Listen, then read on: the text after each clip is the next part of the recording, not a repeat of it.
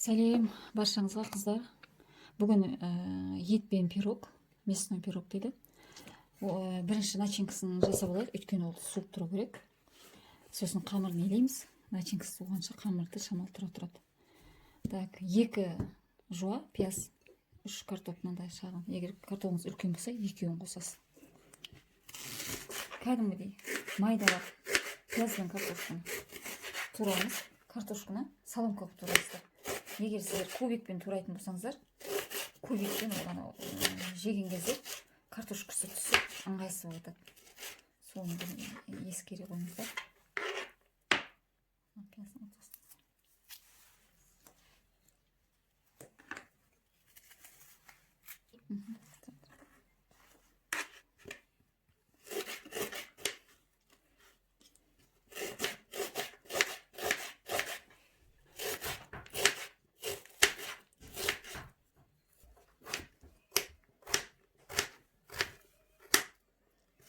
Онша ірі қылмайсыздар ғой картошканы. Өйткені егер картошка мен етті турағанда бірдей қылып турайсыздар, соломка мынандай размерін. Мен майдалап жатырмын, өйткені бүгін мен фарш қосамын.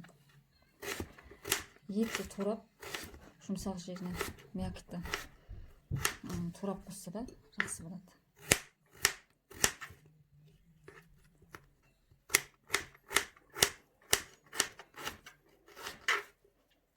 Қыздар, мені турап болдым. Менде мына жерде ет негізі қосылу керек 800 грамм. Менде мына жерде кәсіна сон. Етке қойдың құйрығын қоссаңыз да болады, күртешіне жир. Енді мына фаршқа пияз бен картошканы салып араластырамыз. Тұз, бұрыш қалауларыңызша приправа салсаңыздар да болады. Мен тұз, бұрыш, сосын жаңағыдай дәмдеушілер қосамын. Ішінде жаңағы паприкасы бар, тимьян, кориандр, шөптерден етілген соны. Сіздерге мынандай тұзымды көрсетіп жіберейін. Мынаның ішінде из 12 овощей и трав дейді. Бұл ядерный соль дейді енді. Осыдан шамалы қосам, кәдімгі сол тұздан да қосам. Для аромата.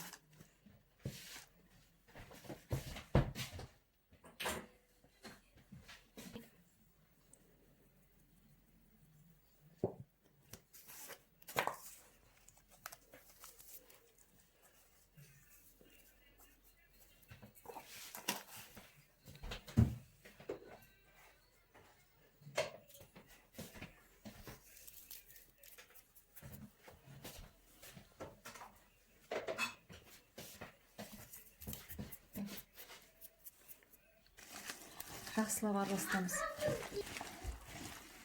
Қыздар, жақсылап араластырамыз да. Кейбір кісілер мынаны осылай салады. Осы күйі. Маған үйреткенде мен мастер-класстан барғанда бұны кішкене сармайға, мен мысалы 50 грамм сармайға осыны кішкене қуырып аламын. Негізі мына фаршты қуырмаса да болады. Фарш не ғой? Етті кішкене сармайын деп тұрып алды. Сонда сочный болады деп түсіндірген маған. Осы рецептпен бөлісіп жатырмын сіздермен. Қыздар, егер ет болса, сіздер турасаңыздар соломкаға, онда кішкене 50 грамм сармайға бір бұқтыр жібересіздер қуырып. Сол кезде сочный болады. Менде мына жерде күртешный жир бар, сонан кейін мен қуырған жоқпын. Былайынша да сочный болады деп ойлаймын. Осыны жасап көрсеңіздер. Енді тестісіне кірсеміз. Тестісіне мұздатылған сармай. 200 грамм сармай сіздерге рецептін жасап кірдім. Мына жерде менде айран мен, кефир мен сметана араластырасыздар. Егер сметанаңыз жирный болса, жарысын кефир қылсаңыздар болады. Өйткені қатты жирный болып кеткен тоже жүрмейді. Бұл сметанаға 1 чайный ложка содамызды қосып қоямыз. Сметана мен кефир. Бұл пока реакциясын береді.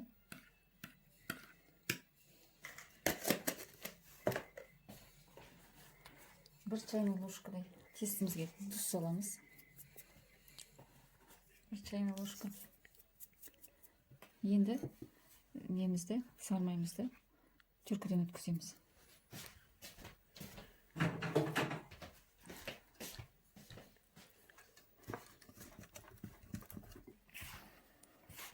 жаңа чөккіден өткізіп алдым майды. Енді бізде песочный қамыр болады, үгітілмелі. Так, осыны өткізіп алып, майдалап араластырып, енді осыған жаңағы неміз қосамыз, сметана.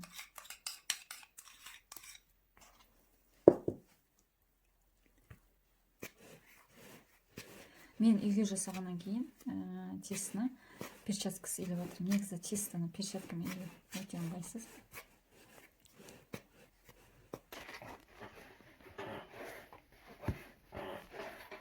Қыздар, мына тесті негізі менің противняның размері 28-30, 28-28, сондай газ.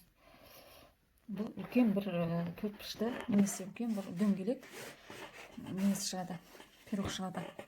Мен бүгін начинкам аз болғандықтан мен бұл тесттің қамырдың бәрін пайдаланбаймын. Мен рецептте жазып кетемін сіздерге начинка қанша. Сіздер сол кезде бұл тестті қонағыңызға үйдегі адам санына қарай байланысты көресіздер. Бұны қазір илеп болып бір 20 минутқа жаңағы қоя тұрамыз. Салатанға салып жақсы араласу керек бір-бірімен. Қызармен мынандай тесті болды, осымен салатанға салып 20 минутқа қоямыз.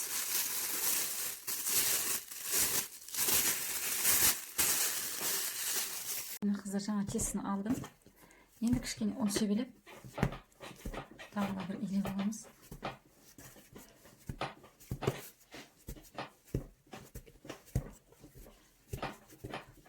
Бұны астыңғы тесті бар. Кенет қалдырамыз. Бүгін домалаған жасайық. Ертең ала бұйырса куриный пирог келесі рецепт. Соған төртбұрышын жасаймыз. Енді где-то бұл песочный болғандықтан көп ана қолға ертіп ұстай бермеуіміз керек. Тез-тез илеп.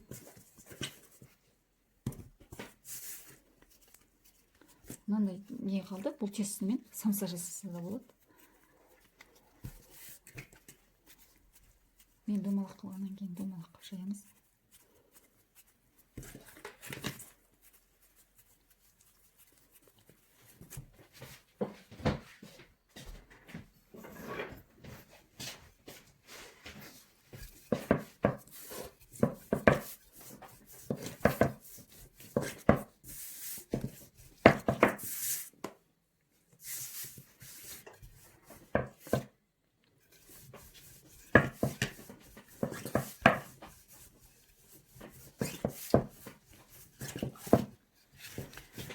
Мына қыздар, астынан тестісін сәл үлкендеу қыласыздар. Где-то миллиметр 5. Егер сіздерде кесілген ет болса фаршымыз, онда қамырды қалыңдау қыласыздар ғой.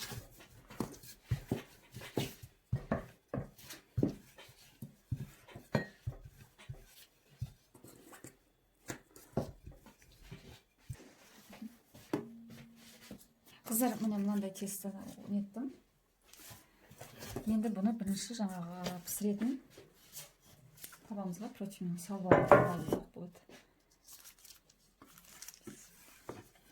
Мен противнен үлкен болып кетіпті тестім. Шамалы. Оны қайырып гүліға саламыз. Енді осыға начинкамызды саламыз. Тестіңіз үлкен болса, қамырыңызды төртбұрыштап жасаңыз. Көп кісіге жетеді. Әрі үлкен пирог болады.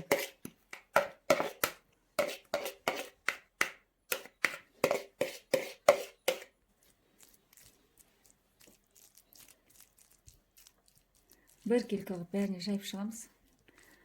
Бүкіл жерінде картошкасы мен еті бірдей болатындай. Біздің начинкамыз көп болып жатыр. Мына жерде менің противнем видимо кішкентай. Сондықтан да.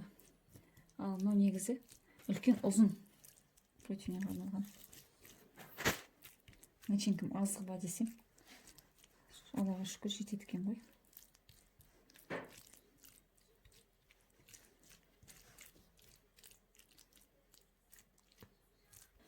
Қыздар, міне жайып алдық. Енді екінші тестісін бетіне жабамыз.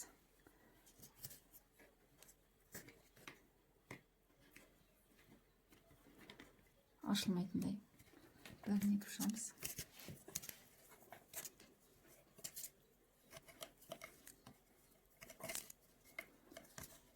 Енді бетін әрлеу оформениесі өзіңіздің қалауыңыз бойынша.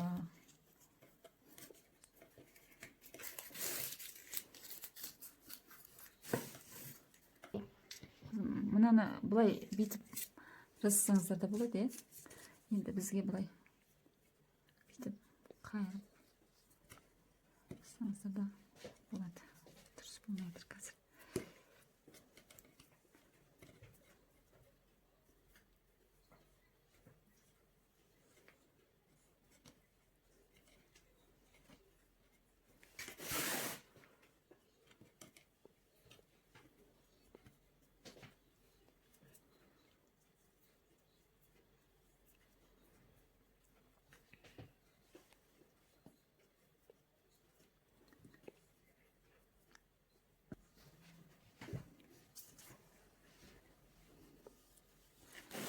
Қыздар, енді мынандай кішкене кусочек алып, менде мынандай форма бар, соны жайып, ортасына гүл қылып, нете салам деп тұрмын.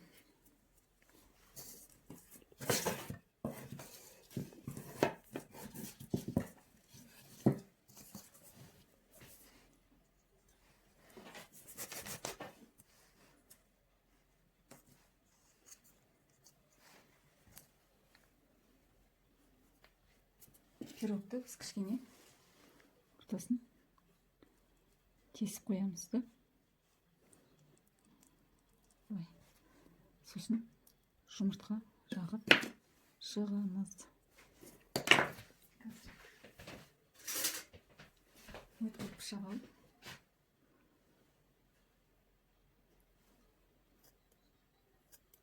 как бы ромашка жасап шығайық. Енді гүлдің несін беріп жатыр. Қамыр, қалған қамырдан басқаша бір бетіп гүл жасап әрлей беруге болады.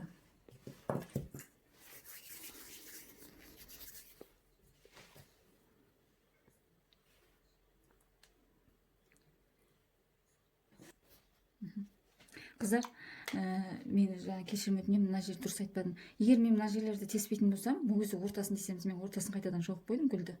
Өйткені мына жерлерді біз как бы енді сондай әрледік, и бір жағынан ашық болады. Енді жұмыртқаны араластырып әбден. Жұмыртқаның сарысы мен сүт жақса да болады. Мен мына бір жұмыртқаны араластыра салдым. Бұл да жақсы шығу керек, иншалла.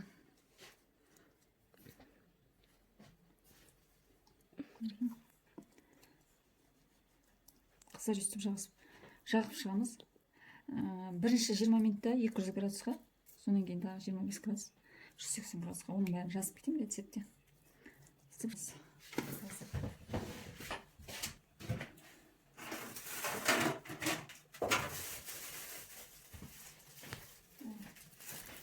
Кунжут болса, черный кунжут нетсеңіздер де болады. Менде мынада тмин. Ақ кунжут та болады.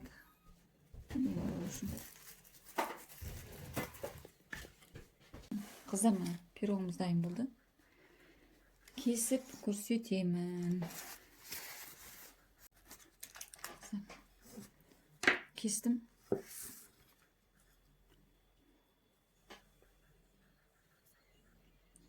Піскен сияқты әдемі болды.